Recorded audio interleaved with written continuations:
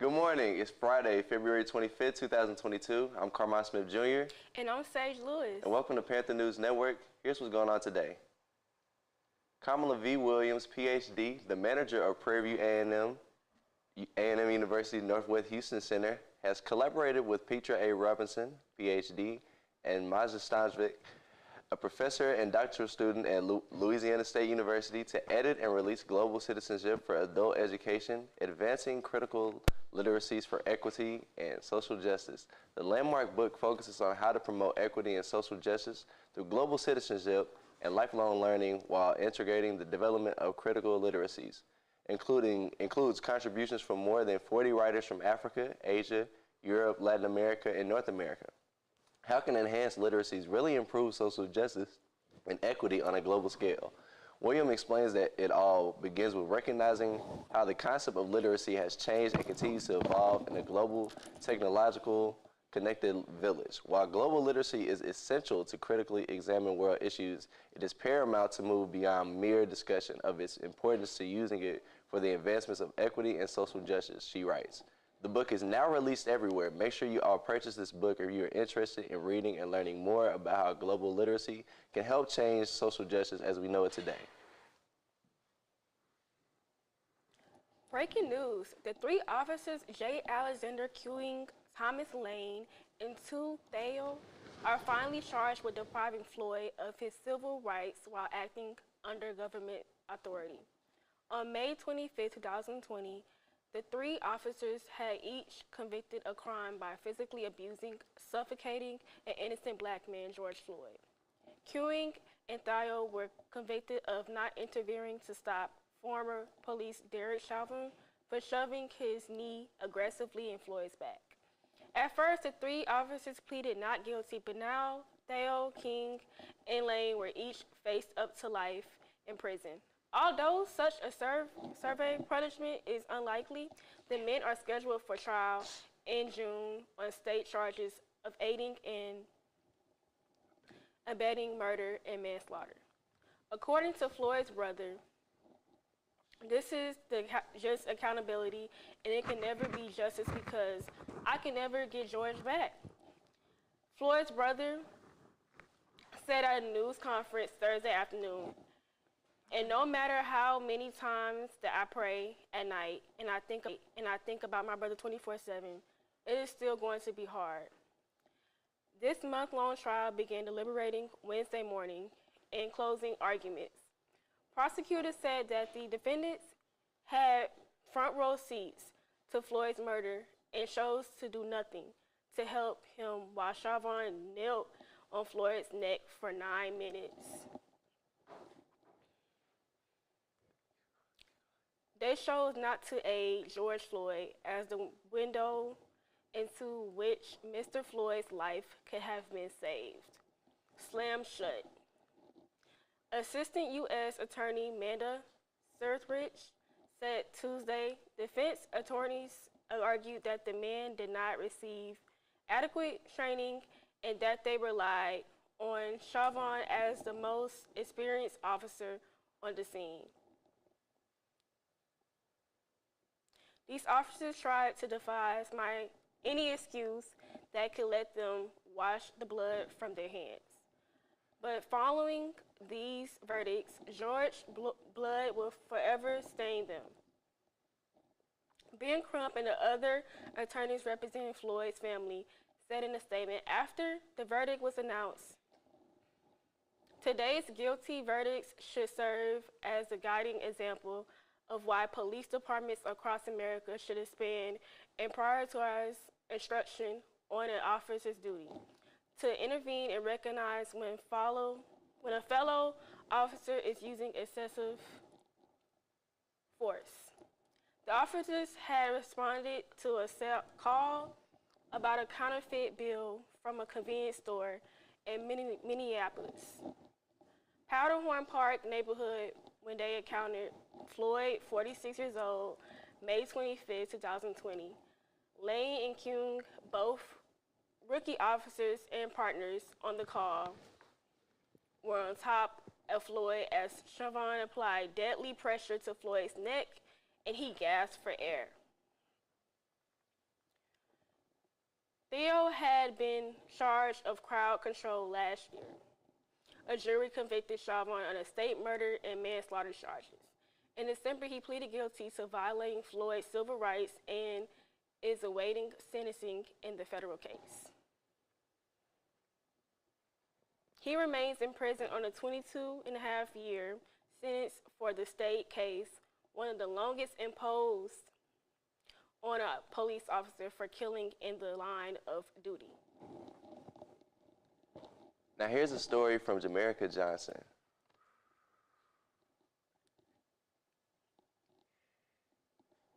Of the event. Employers across the nation traveled here to participate and offer their resources to students involved. I had the opportunity to interview one of the leaders who helped organize this student event. Here's what she had to say. Can you expound on the importance of career fairs at colleges and universities?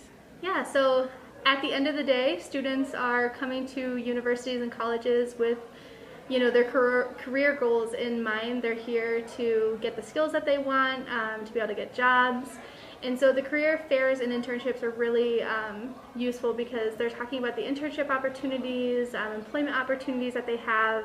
They're communicating with students about their resumes and the skills that they need to get really good jobs. And a lot of students are walking away with those connections and that networking, and they're leaving with information about potential jobs that they might have in the future. So.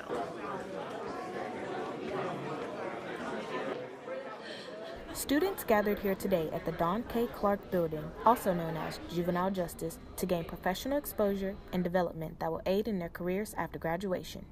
Jamaica Johnson, PVMU TV.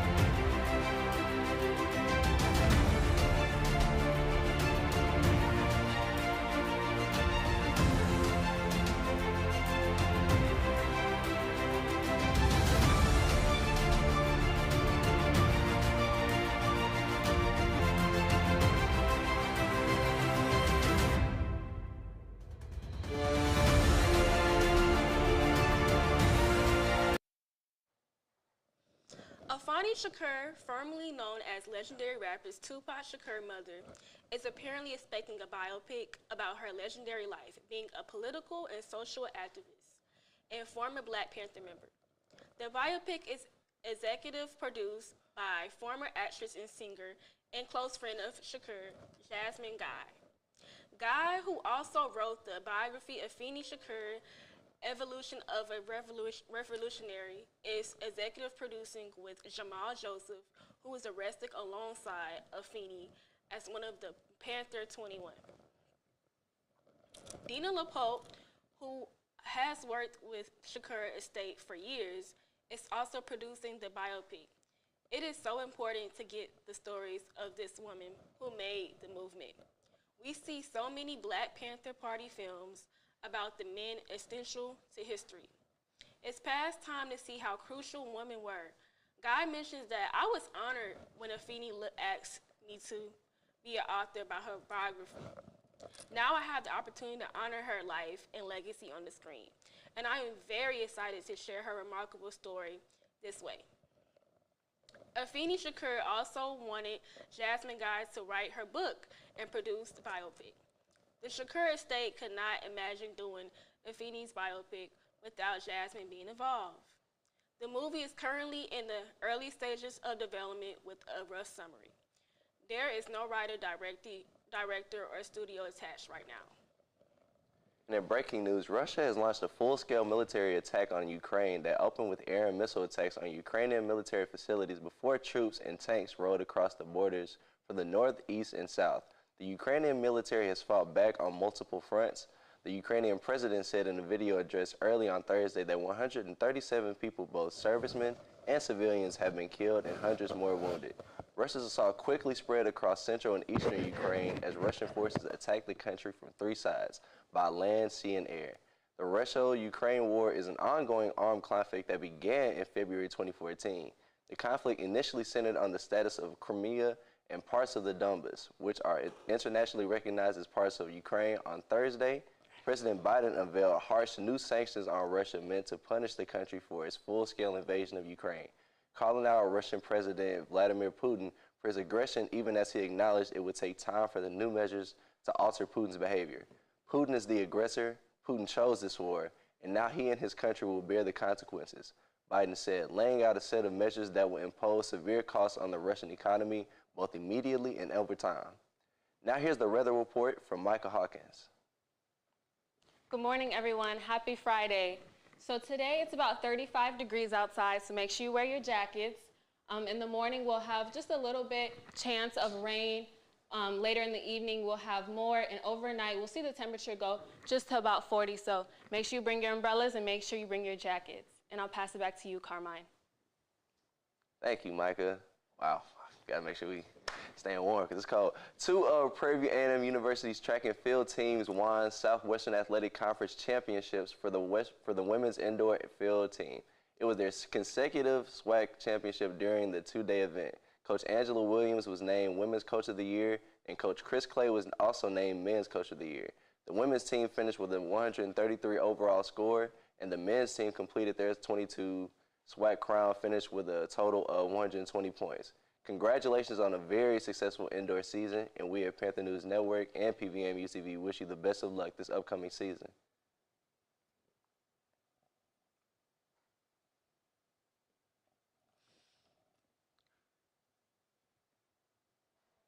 Okay.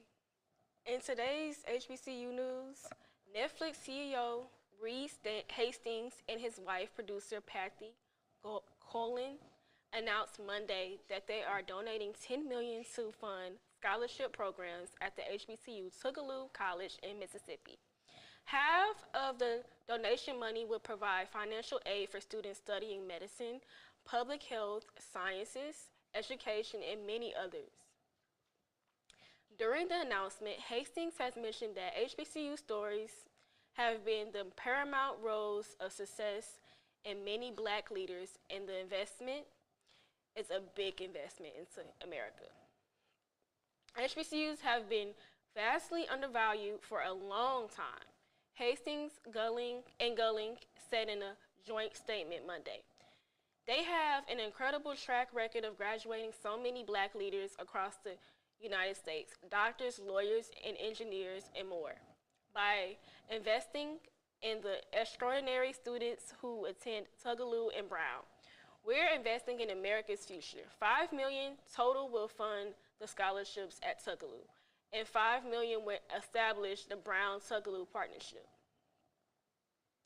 Scholarships funds at Brown, Quollen, and Hastings, who has a net worth about $4 million through Netflix stock holdings, have a long history of supporting financially disadvantaged Black and Latino students.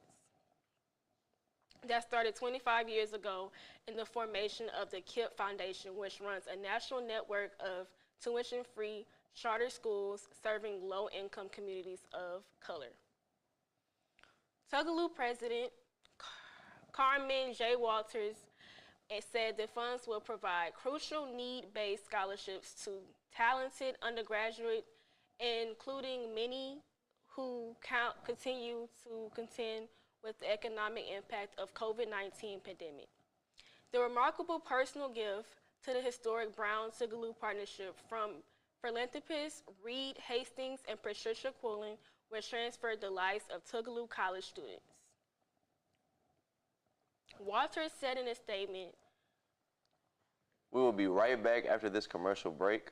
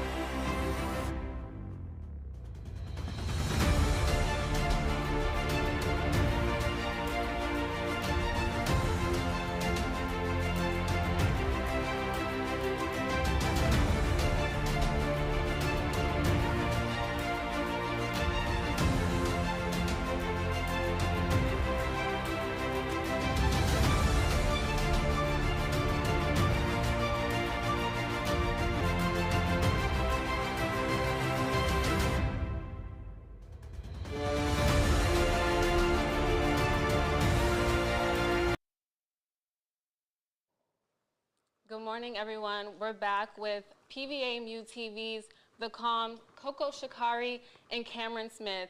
Thank you guys for being here. We really appreciate it. And so I just want to ask you a couple questions about your experience. The first one being, how do you like hosting The Calm? you want to go? I love it. It's something I never thought I would be doing. When I got asked, I knew I had to. So I love the experience, and I'm doing it with my girl, Coco. For sure. I can honestly say the experience has been nothing short of amazing. I've been learning along the way, which is a good thing because, you know, sometimes you think that like, okay, you got this in the bag, but then when you actually get into the situation, the environment, it's like, oh my gosh, maybe I didn't know as much as I did. But as far as like getting in there and getting it done, I absolutely love. That's great. So would you say, I know you just talked about, you know, when you first came in, you said you thought it was going to be, you know, a bit easier and then you got in. So what would you say is your biggest challenge? And you can go ahead and start. I think my biggest challenge is just really staying focused and staying mindful. I know that like when it comes to like our interview questions and things like that, sometimes we have to come up with them like really quickly and it has to be juicy and it has to be engaging and you have to bring your character and it has to, you know, so it's a lot in one, but I think that we manage that very well. I think that also a challenge is making sure that me and him are connecting, even though we connect anyway. But when it's on screen, you have to make sure like the vibe is there, the love is there, and we have to be engaged. And I think the challenge for us was to actually hang out outside of the TV studio. So like we started just going out to eat more, just hanging out and like feeling each other's personality so that Chemistry. Yeah, chemistry. Yep. So that our audience could feel our chemistry, you know. I definitely understand that. So what was your initial reaction, and you can start, Cam, when you first heard that this show was going to be aired? March or our show? Your show. I was jumping up for joy, honestly, because mind you, we were on break, so I got the call, and they're like, yeah, we're putting together a show, and we want you two to host, and I'm like, because I never had really done anything like this, or to this extent, so when I got that call, it was just like, oh, wow, thank you for answering my prayers. Yeah, I was super excited. I literally was yelling. I was yelling. Josh called me and was like, you want to be on this show that we're doing for the CW? I'm like, what? He's like, you want to be on this show? Yes!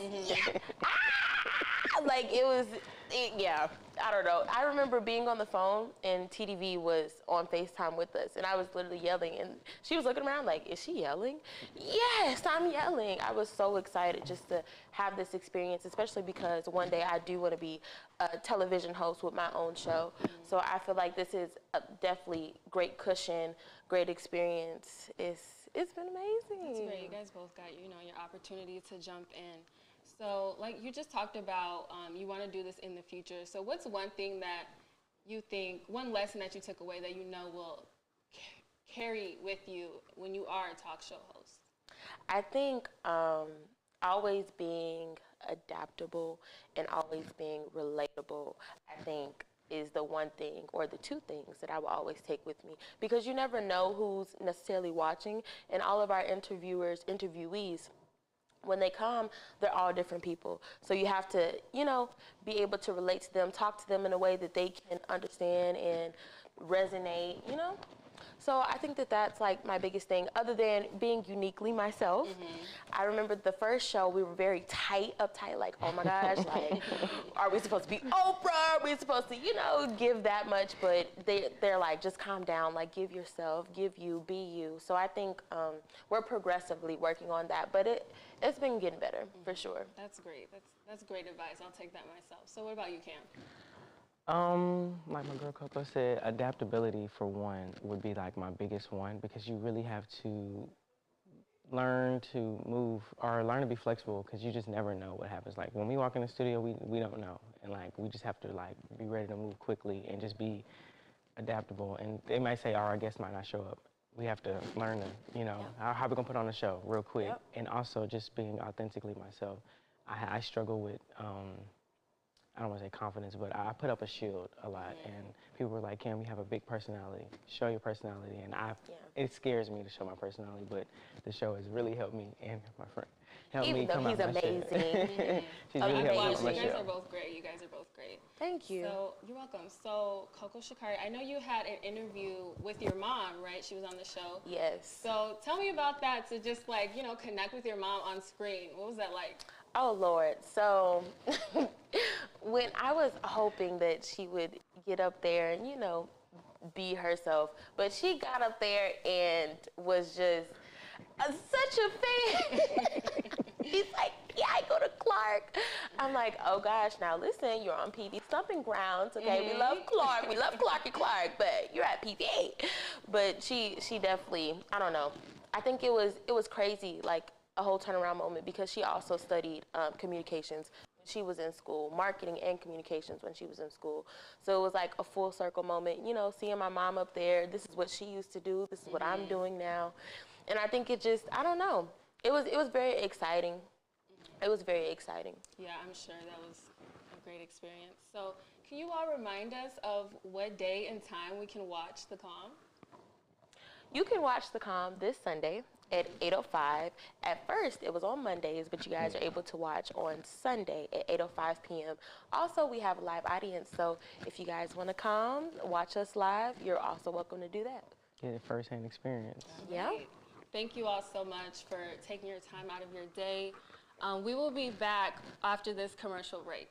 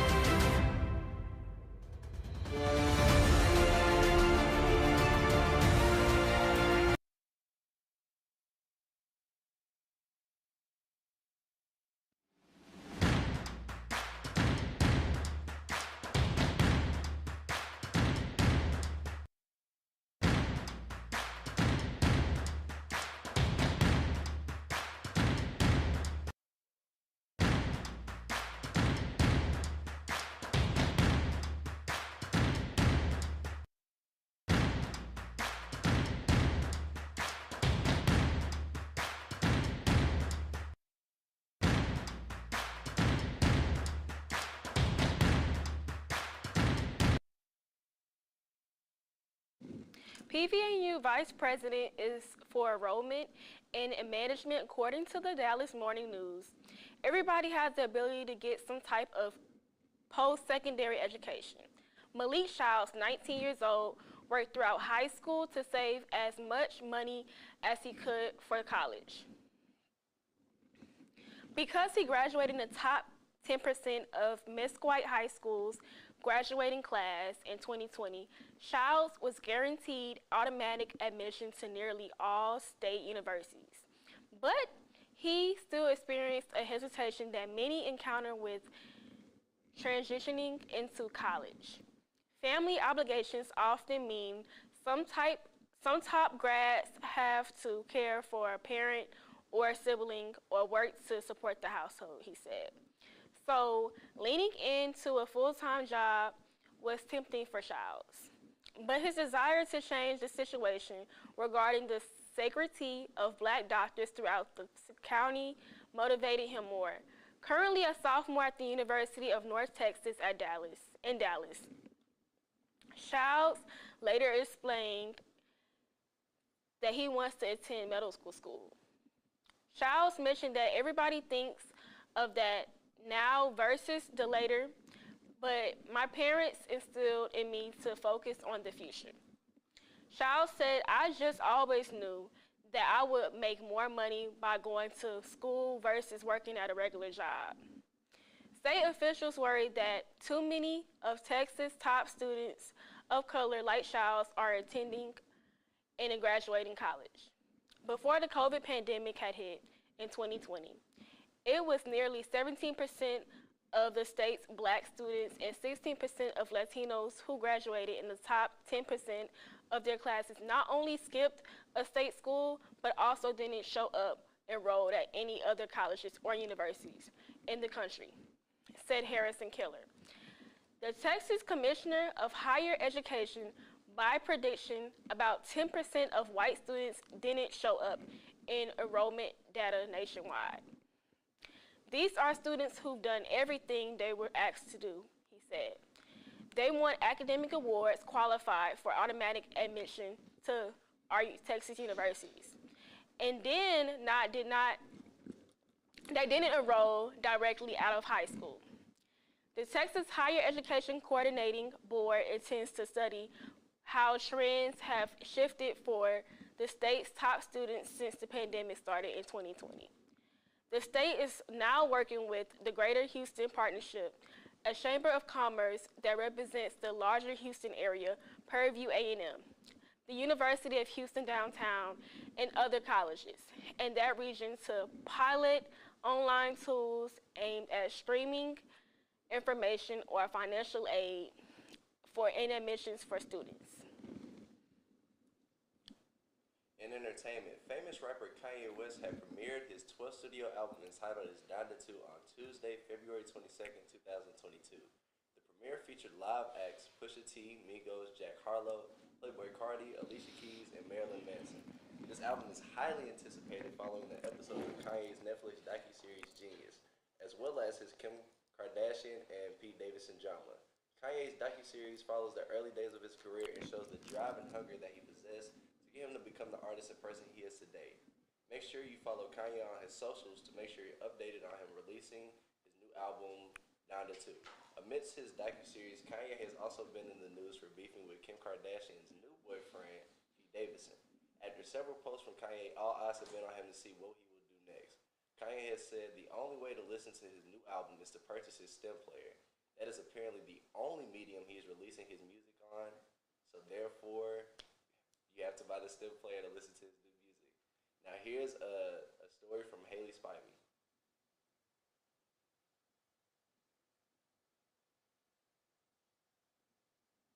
At Prairie View A&M University, Wednesdays are hump days on the Hill. While hump day is going on outside, entrepreneurs are selling their products here in the MSC. Every Wednesday, we see multiple Black businesses, and I got the opportunity to speak to some of the owners. Here's what they had to say. My name is DJ. The name of my business is Amir Couture. I've been selling my products here since last semester. This is my second semester selling here. Really, I just always been into fashion growing up, and I wanted to finally, do something and make it my own, and like put my own style into something for other people to enjoy as well. Yeah, for sure, for sure. So basically, I make hoodies, sweatshirts, shorts, t-shirts, and I make all the designs myself, pretty much. And I always try to make sure my material is up to par with even like high fashion brands and stuff like that. Because I don't want anybody, I don't want you to wear my stuff and then not want to wear it again. And when you wash it, it's like not as good as it used to be and all that. Like over here, these are my new sweatsuits and all that right here. And again, I just try to make the highest quality of everything. Make sure it's warm, make sure it's comfortable for everybody. Hello, how you guys doing? Well, my name is Derica Johnson. The owner actually is right here, Dalen Thompson. The business name is Wavers at Heart. We sell pretty much custom hair gear, so bonnets, do-rags, headbands, head ties, pretty much anything that you would need for your hair care journey. And then we started the business in 2017. We really got started in 2018.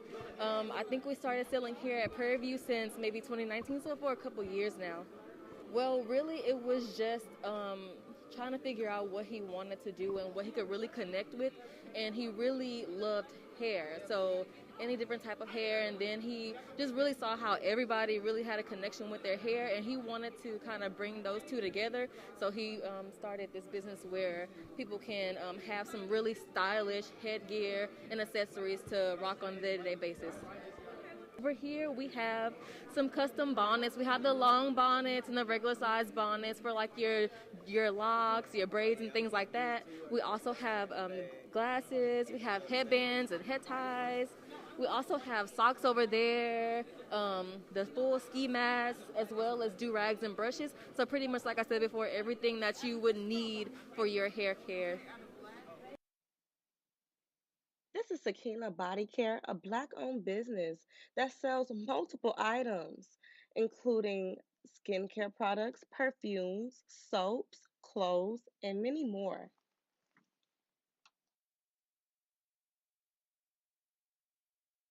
Hello, Panthers. My name is Miss Denisha Henderson, and I am accompanied here by my student worker, Miss Angelica Williams. And we are here doing an open house for health services. Health services is comprised of disability services, medical services, counseling services, and which are the Hilltop Reserve. We have recently moved into our home, the Owens Franklin Health Center, and a lot of students are not aware of where we are located and all the wonderful services that we provide. So we have a table here. We are giving out free popcorn, free goodies, all kinds of things. Come sign up, enjoy, come visit us whenever you need us. And as always, follow us on social media. We have plenty of giveaways to give out. If you would like to support these Black-owned businesses here in the MSC, please come and visit them on Wednesdays. I'm Haley Spivey, and this was Panther News Network.